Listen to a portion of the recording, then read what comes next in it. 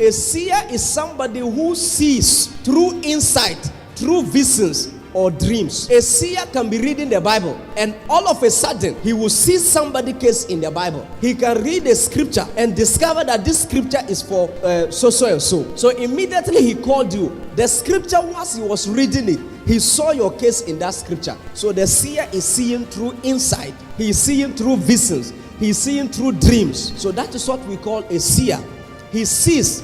But the prophet is the communicative type of a human being. The prophet hears and communicates. And some people, even these days, a prophet is not necessarily the one who gives individual prophecy. But a prophet is that individual who is able to hear the mind of God and communicate it to the people. A prophet, in other words, is the communicative type. In other words, a prophet is the type that can even teach, or a teacher. We can call a teacher the prophet. Samuel was a prophet and then a seer at the same time. So what qualifies Samuel to be a prophet was because he was a seer. So that's why I said that a seer can function in the prophet's office. Samuel was having a school of prophets. So which means Samuel was having the ability to teach and to train people so that they can become prophets. So he could teach and train. So a prophet is the communicative type. A prophet is the type who is able to teach and even kind of like explain the Bible and then go into details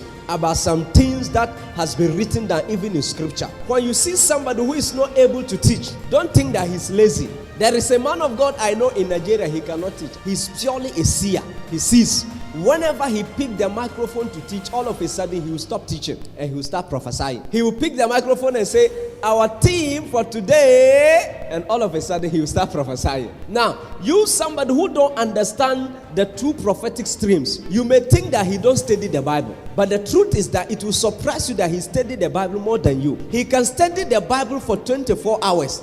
And yet he's not able to come out with a sermon. And you will pick the Bible in less than 5 minutes. You can teach and you can preach for more than 1 hour. There are two prophetic streams. So somebody sees and somebody hears and speaks. We can say that the prophet hears and speaks, but the seer sees. So the purpose of these two is to work together in the prophetic office. But they are having different functions. When a seer comes, the purpose of the seer is to see the future and to foretell the future. But the prophet necessarily does not mean that he must foretell the future and see the future. No. That is why one day, David Oedipo said he was a prophet of God. And when he made that statement that he was a prophet of God, there were a lot of people, about a number of people contacted me and said, is David Oedipo a prophet of God?